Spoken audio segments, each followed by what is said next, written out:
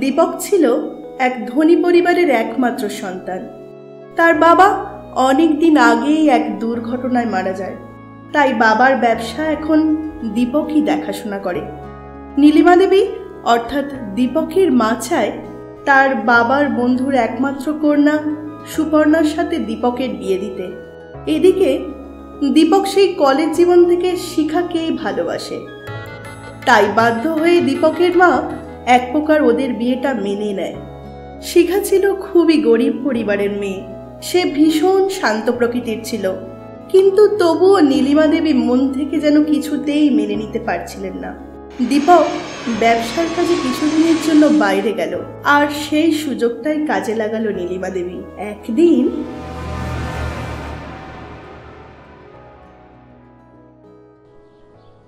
বৌমা, ও বৌমা, বলি শুয়ে পড়ে থাকলে হবে? সংসারের কাজগুলো কে করবে শুনি?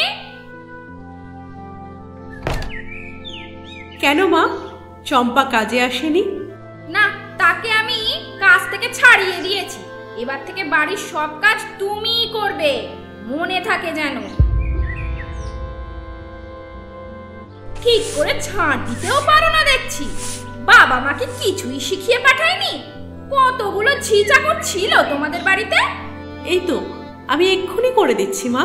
ঝাঁট দেওয়া হয়ে গেলে কাপড়গুলো কেচে তারপর রান্না বসাবে, তারপর বাসনগুলো মেজে নেবে। সব কাজ হয়ে গেলে আমার পাগুলো একটু টিপে দেবে। আমি যাই, একটু শুয়ে পড়ি, আমার আবার বাতের ব্যথাটা বেড়েছে। নীলিমা দেবী নিজের ঘরে চলে যায়, আর শিখা মুখ বুজে সব কাজ করতে থাকে। যতদিন যেতে লাগলো শিখার উপর অত্যাচার আরও বাড়তে লাগলো, ঠিক মতো খেতেও দিত না। একদিন শিখা তার শাশুড়ির ঘরে যেতে গিয়ে দেখো সুপর্ণা, ওই অলক্ষীকে আমি এই বাড়ি থেকে তাড়িয়ে আমার দীপকের সাথে তোমার বিয়ে দেব। কিন্তু আন্টি, আপনি তাড়াবেন কি করে ওই মেয়েকে? ও তো যেতেই চাইছে না। একান্তই না বিদে হলে বিষ খাইয়ে মেরে দেব। মা, এটা আপনি বলতে পারলেন? তুমি ওখানে দাঁড়িয়ে দাঁড়িয়ে আমাদের কথা শুনছিলে? না মা, আমি ঘরটা ঝাড় দিতে এসেছিলাম, আপনার কথা শুনে আমি দাঁড়িয়ে পড়ি। তুমি যখন সবই জেনে গেছো তখন তোমাকে আর বাঁচিয়ে রেখে লাভ নেই। এসব আপনি কি বলছেন? আপনার মাথা ঠিক আছে তো? সুবর্ণা, তুমি একে ধরো। তারপর দুজনে মিলে নাকে বালিশ চেপে ধরে শিখাকে মেরে ঘরের পিছনে পুঁতে দেয়। কিছুদিন পর দীপক ফিরে এলে তার মা জানায় শিখা পালিয়ে গেছে।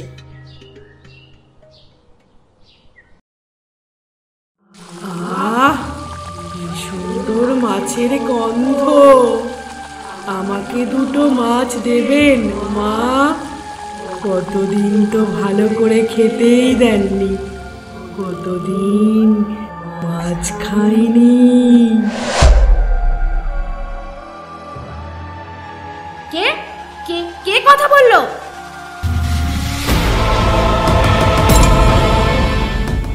সে কি মা, আমাকে এক্ষুনি ভুলে গেলে চলবে? আমি যে আপনার ছেলের বউ। কদিন আগেই তো বালিশ চাপা দিয়ে মেরে ফেললেন আমাকে।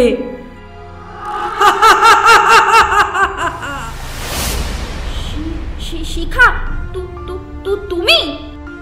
হ্যাঁ, আমি। মনে আছে?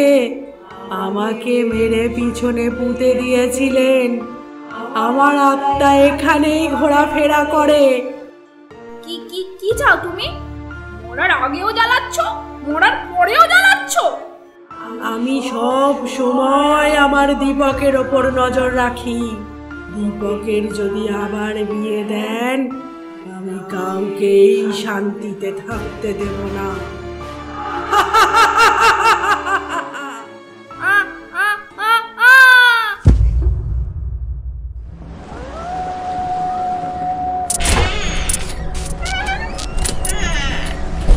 দীপু, এই দীপু, ঘুমাচ্ছ? আমি যে তোমাকে ছেড়ে আর থাকতে পারছি না। তাহলে আমাকে ছেড়ে চলে গেলে কেন? তোমারও কি তাই বিশ্বাস?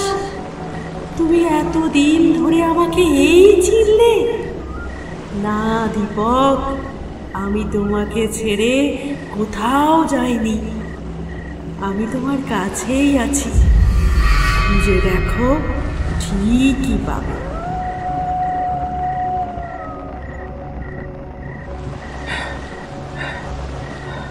শিখা, তুমি কোথায়? শিখা, শিখা। দীপু, এই দীপু, কি হয়েছে বাবা?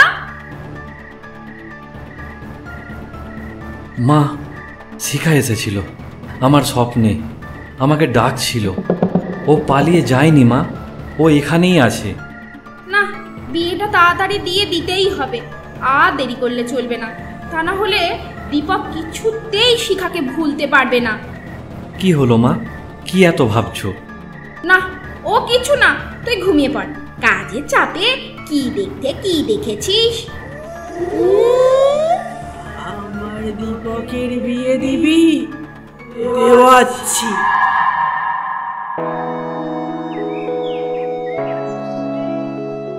বাবা দীপু, আমি বলি কি, তুই আবার বিয়ে কর। এইসব আমি ভাবতে পারবো না মা, আমাকে আমার মতো থাকতে দাও। যে তোকে ছেড়ে অন্য কারোর সঙ্গে পালিয়ে গেছে, তাকে নিয়ে অত চিন্তা না করে তুই এবার নিজের কথা ভাব বাবা। ছেড়ে গেছে বলেই তার মানে এটা নয় যে আমাকে নতুন করে কিছু ভাবতে হবে। দেখ বাবা, সুপর্ণা খুব ভালো মেয়ে, তোর সঙ্গে ভালো মানাবে। আর ওদের স্ট্যাটাসের সাথে আমাদের স্ট্যাটাস মিলিয়ে যায়। শিখা ছোট ঘরের মেয়ে বলেই তো পালিয়ে গেল। দেখো মা, কাউকে অর্থ বা স্ট্যাটাস দিয়ে বিচার করা যায় না। আমার বিশ্বাস শিখা কোথাও যায়নি। তুই আমাকে ভুল ভাবছিস বাবা। আমি বলতে চাইছি যে যখন তোকে ছাড়া ভালো আছে সে, তোরই বা নিজের ভালো থাকতে দোষ কোথায়?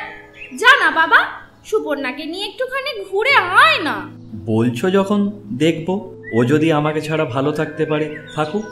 তাহলে সুপর্ণাকে কাল আসতে বলি।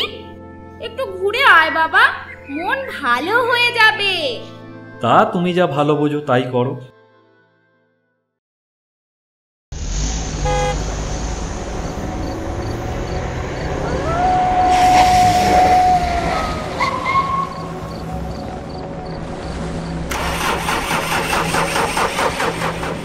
তুমি একটুখানি বসো, আমি একটা মেকানিক ডেকে নিয়ে আসি।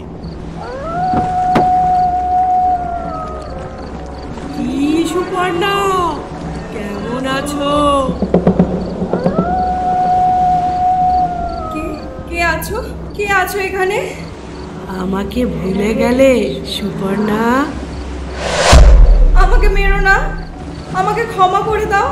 আমি তোমাকে কথা দিচ্ছি, দীপকের জীবন থেকে আমি সারা জীবনের মতো সরে যাব। শুধু আমাকে মেরো না। ক্ষমা?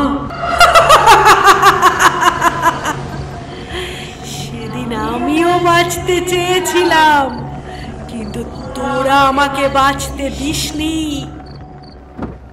হেল্প, হেল্প, বাঁচাও, বাঁচাও আমাকে, হেল্প, হেল্প। কিরে, পালিয়ে যাবি কোথায়? আজ তোকে আমার হাত থেকে কেউ বাঁচাতে পারবে না। তোকে মেরে আমি আমার মৃত্যুর প্রতিশোধ নেব।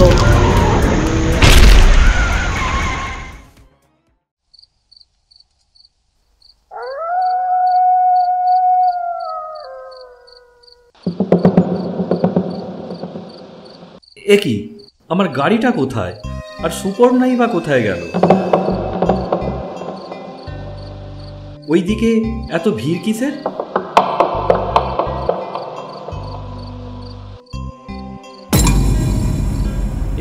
এ কি সুপর্ণা, কি হয়েছে তোমার? দাদা, একটু হেল্প করুন না, ওকে হসপিটালে নিয়ে যাই। আর হসপিটালে গিয়ে কি হবে দাদা, উনি যে বেঁচে নেই। বেঁচে নেই মানে? কয়েকজন দেখেছে ওই মহিলা ছুটে যাচ্ছেন আর পিছনে এই গাড়িটা তাড়া করে চলেছে, কিন্তু অবাক বিষয় হলো গাড়িতে কোনো চালক ছিল না। মনে হয় ওই মহিলা খুব ভয় পেয়েছিলেন। কি যাতা বলছেন? নেশা ভান করেছেন নাকি? কিন্তু গাড়িটা এখানে এলো কিভাবে? আর সুপর্ণা তো গাড়ি চালাতেও পারে না। স্ট্রেঞ্জ। মা, মা, কোথায় তুমি? কি রে দীপু, কি হয়েছে? মা, সুপর্ণার নেই।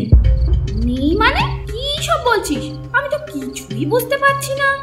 একটু আগে যখন ঘুরতে যাব বলে বেরোতে গেলাম, গাড়িটা খারাপ হয়ে গেল, আর তারপরই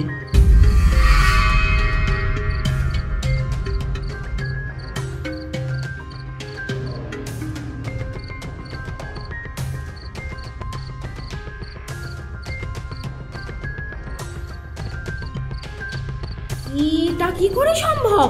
তবে কি সত্যি? মা, কি হয়েছে তোমার? তোমার শরীর খারাপ লাগছে? চলো তোমাকে ঘরে দিয়ে আসি। না, আমার কিছু হয়নি, আমি ঠিক আছি, আমি আসছি।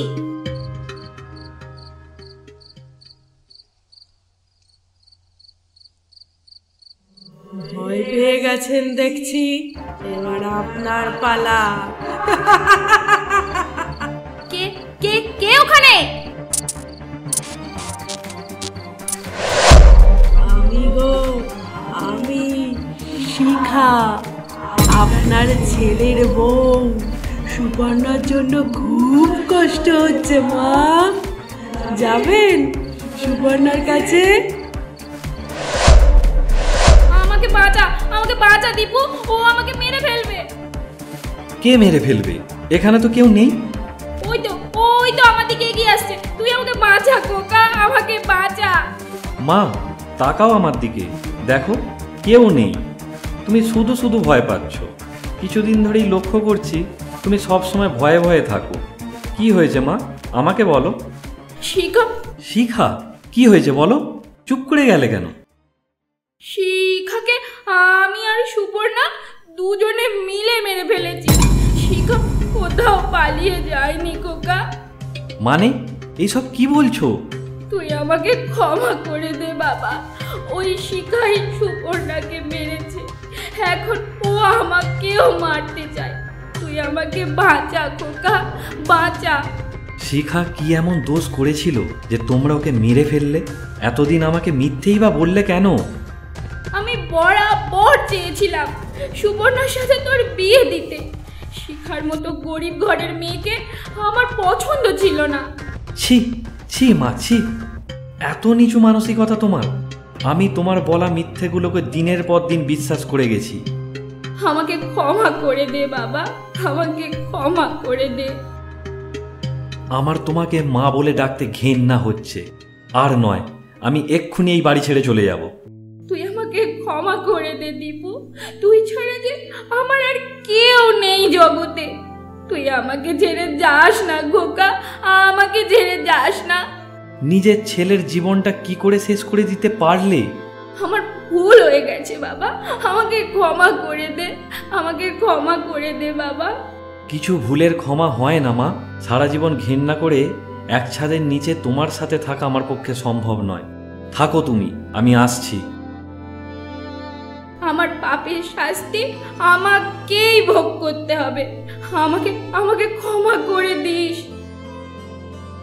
কি পেলেন মা আমাকে মেরে?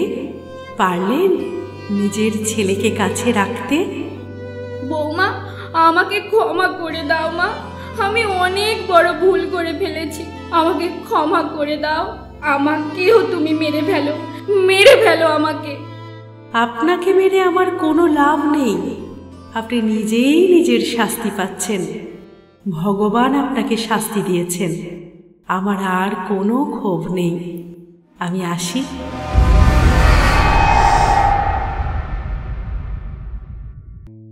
এর কিছুদিন পর নীলিমা দেবী পাগল হয়ে রাস্তায় রাস্তায় ঘুরতে থাকেন। অন্যের ক্ষতি চাইলে সেটা যে কিভাবে নিজের কাছে ফিরে আসবে তা কেউ জানে না। এটাই ভগবানের বিচার।